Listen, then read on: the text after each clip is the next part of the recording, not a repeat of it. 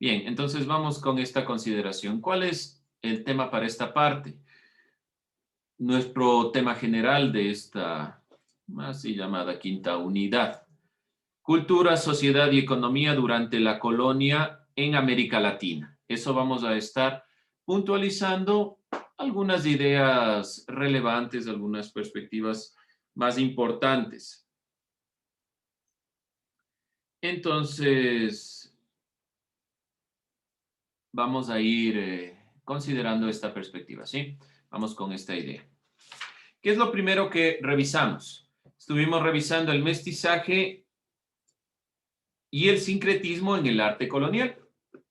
Con esto arrancamos. Ahora, mi pregunta, y de aquí nace todo nuestro análisis. ¿Qué era el sincretismo? Sincretismo. ¿Qué entendíamos por esto? ¿Qué era sincretismo?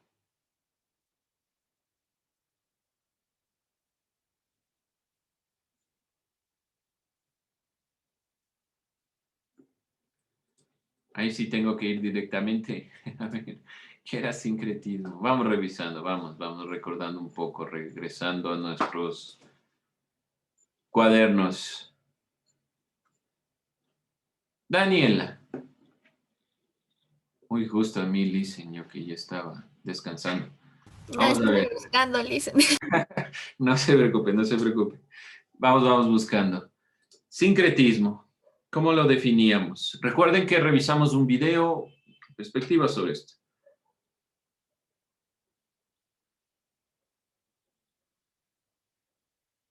Sincretismo. La unión de varias culturas, puede ser. La unión de varias culturas. No me dice mucho eso, ¿cómo la unión de varias culturas? Vamos, sincretismo.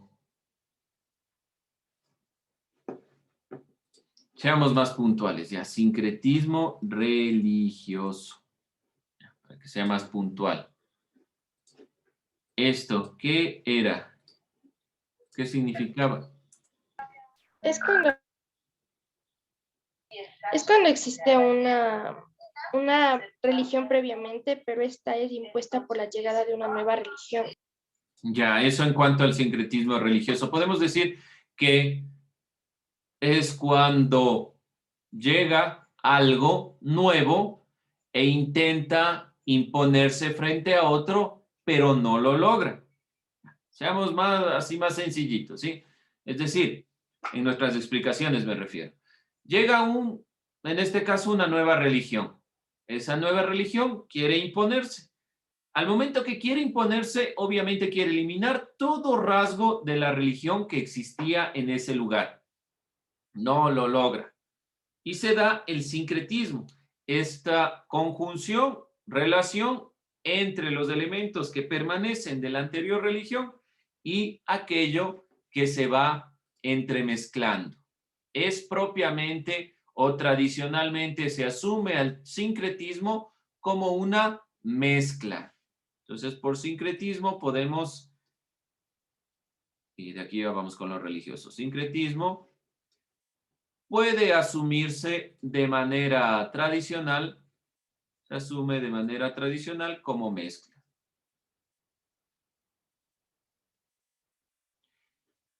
Esta idea principal de relacionar, de unir.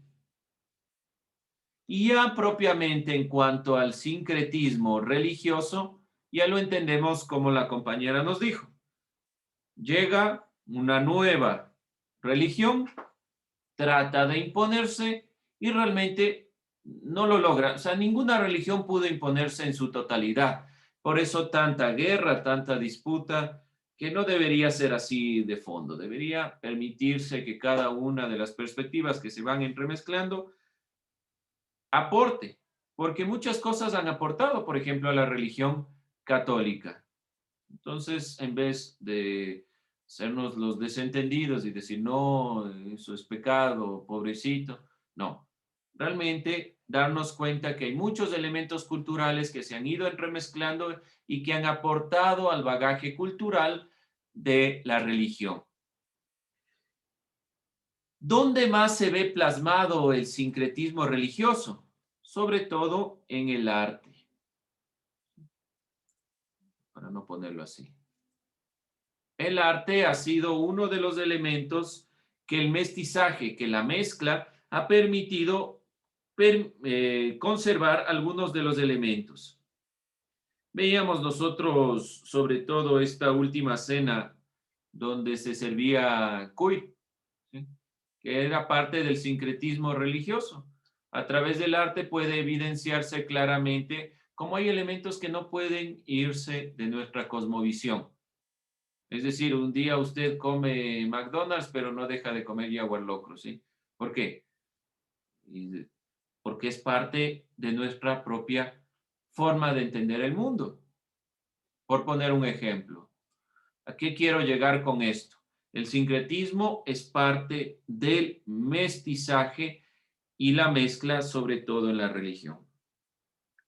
Dentro de esta consideración, entonces, las referencias de incorporaciones de elementos indígenas en los cuadros de esculturas y demás son formas en las cuales se fue permaneciendo ciertos elementos y obviamente no solo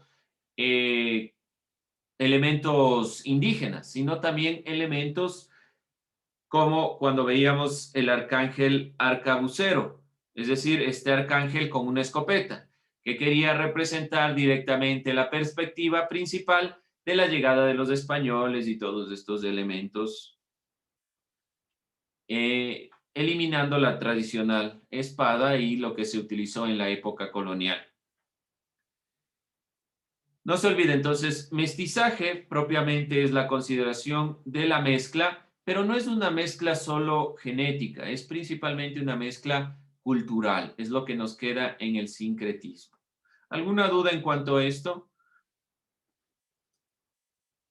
Con esto arrancábamos nuestro análisis introduciéndonos en los elementos de la época colonial y veíamos que propiamente el sincretismo religioso va jugándose, relacionándose con esta función evangelizadora que tenía el arte. Del arte colonial. Tiene una función realmente evangelizadora. ¿Por qué? ¿Por qué tenía una función evangelizadora el arte? ¿Qué creen ustedes? ¿Por qué tenía una función evangelizadora? Para complementar, voy a poner esta parte. Recordemos un poco, ¿cuál era una de las razones por las que se les concedió los territorios en el continente americano a los españoles? Porque supuestamente venían a evangelizar, ¿sí? Se les concedió, las razones fue principalmente la evangelización. Si es que por alguna razón se puede conceder que se domine a otros, en este caso se le concede a España y que no sea otro grupo, principalmente porque su tarea era evangelizar. ¿Y cómo evangelizaron principalmente? Saben ustedes, vimos un video que fue muy complicado traer la palabra. Los indígenas no hablaban castellano, los indígenas no comprendían lo que se decía y además las misas se daban en latín, es decir, aprendieron castellano y luego les dieron el latín. O sea, más aún los indígenas se aprendían de memoria. Los religiosos tuvieron una gran dificultad al principio para llevar los elementos fundamentales de la religión católica. ¿Cómo lo hicieron? A través del arte. Por eso es que el arte cumple una función evangelizadora, porque trataron de llevar a través de las pinturas, de las esculturas, sobre todo, introducir esta religión. Y la hicieron fundamentalmente de manera o a través del miedo. Veíamos en Caspicara de la escuela quiteña los estados del alma y claramente evidencia la muerte, el infierno, de una manera dramática. El arte en esta época fue principalmente dramático tratando de evidenciar las consideraciones fundamentales de evangelizar, de llevar la religión. Entonces, dentro de esta consideración, y ya hablando propiamente del arte colonial, vamos a ir tomando en cuenta una idea. Existieron dos tendencias artísticas, o dos líneas artísticas muy fuertes. El barroco, propio del arte colonial, y el mudéjar, que son las dos corrientes, mejor dicho,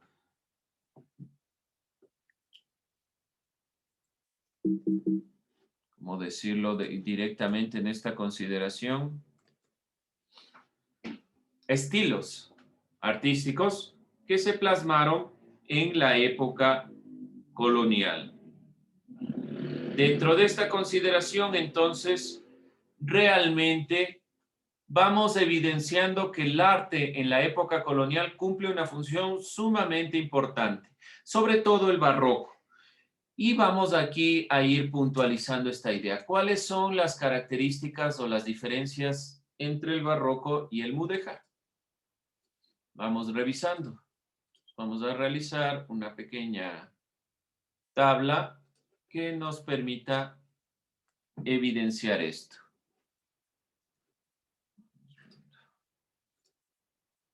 Barroco y mudéjar. Vamos con sus características. ¿Cuál es la característica del barroco? Una característica.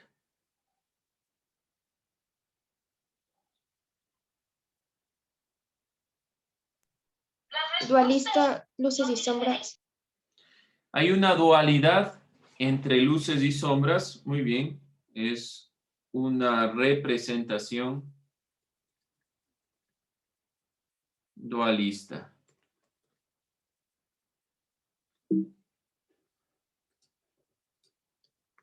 Era una forma pedagógica en la evangelización. Era una forma pedagógica, pero todo el arte tenía una utilización pedagógica, pero todo el arte, digamos, no solo el barroco, sino en general todo el arte, pero sí, tenía una, digamos que la función propiamente era una función pedagógica. Entonces, en cuanto a la función, ya no tanto la característica, tenía una función pedagógica. ¿Qué significa pedagógica? ¿Qué significa que sea una función pedagógica? ¿Cómo explicarían esto? Función pedagógica.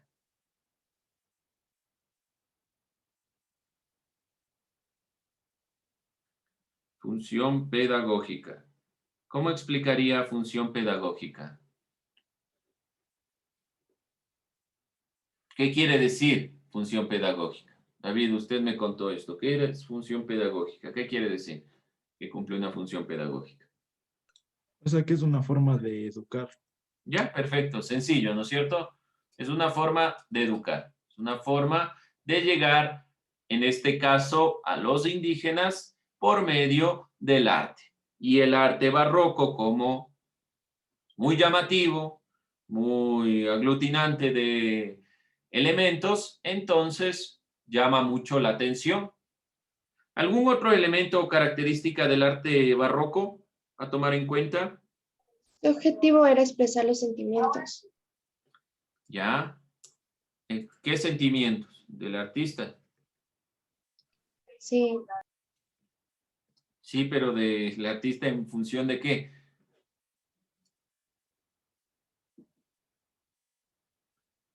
En cuanto a la religiosidad, no se olvide, tiene una sobrecarga de religiosidad este arte.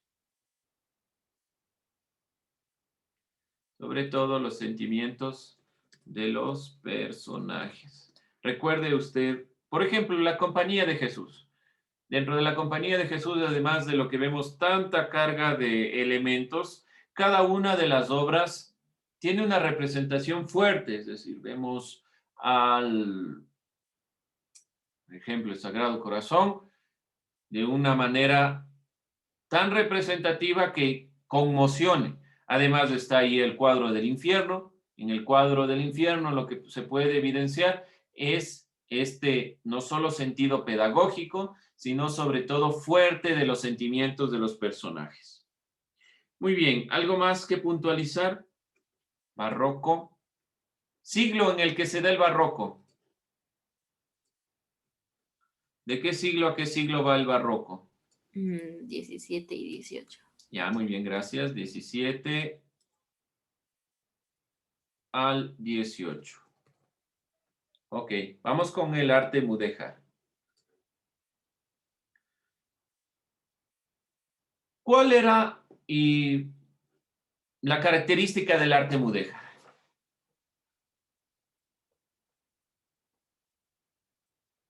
Aquí hay un sincretismo muy claro, ¿sí? Hay un sincretismo religioso porque es la mezcla entre lo musulmán, que permaneció mucho tiempo en la península, y la relación con la religión católica. ¿Cuál es una de las características entonces muy claras del arte mudéjar? La coexistencia entre los musulmanes y lo cristiano. Podemos decir que sí, esto como sincretismo, ¿ya? Pero lo característico ya del arte en sí mismo. Así como veíamos representación dualista, expresa los sentimientos de los personajes. ¿Qué utiliza? Patrones geométricos. Ya, esto es muy claro, patrones geométricos. Y no solo están en España, también en América Latina. Y hay partes de ciertas iglesias que tienen estos patrones geométricos que adoptaron esta utilización del arte mudéjar. No se olvide, una de las características fundamentales es el uso de ladrillos. Esto sí es muy importante porque lo vemos en todo lo que la relación con el arte mudéjar. ¿Algo más? ¿Cuál era la función o el rol que cumplía el arte mudéjar?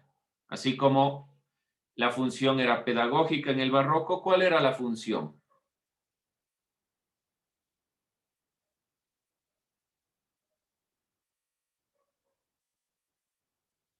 ¿Cuál fue la función de este arte mudéjar? ¿Alguien? ¿Alguna idea? La mediación para la fusión de estilos. Ya. A través del arte mudéjar se pudieron fusionar algunos estilos artísticos. ¿Por qué digo esto? Porque si nosotros vemos en algunas iglesias, la misma iglesia de la Compañía, que es una representación del barroco, en la cúpula que tiene, la utilización de las maderas es una utilización del arte mudéjar. Así como vemos también, por ejemplo, en algunas otras iglesias que utilizan la madera, que utilizan patrones geométricos para hacer figuras, le permitió fusionar el estilo propio del mudéjar, que no tenemos nosotros utilizaciones propias de ladrillos en las iglesias más representativas, pero sí se pudo fusionar la utilización de la madera, la conformación de los patrones geométricos en el barroco o en algunos otros estilos más contemporáneos. Nos quedó, digamos así, delegado esta perspectiva, esta idea que proviene del arte mudéjar. Bien, esto en cuanto al arte mudéjar.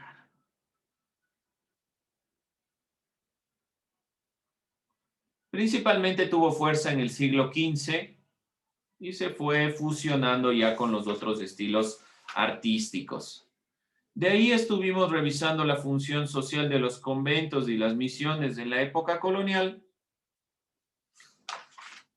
y tomando en cuenta que la iglesia tuvo una gran incidencia dentro de la perspectiva, dentro de la época propiamente colonial. Bien, jóvenes, vamos a ir cerrando esta noción, pero con esta pregunta. ¿Cómo era concebida la mujer en la sociedad colonial? ¿Cómo estaba concebida la mujer en la sociedad colonial?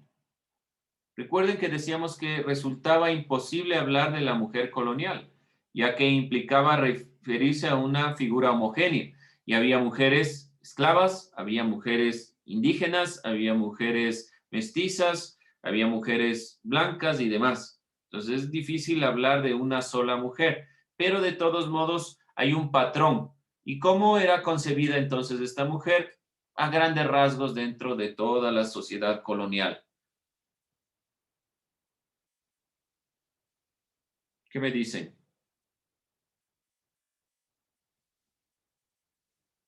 ¿Cómo ha sido concebida la mujer a lo largo de la historia?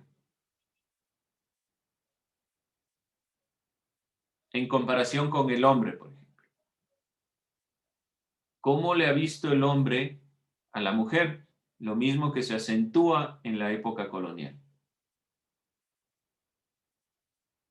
Estuvo reducida a labores domésticas y a la educación de sus hijos. Perfecto, sí, estuvo reducida a labores domésticas. Y estas labores domésticas y todos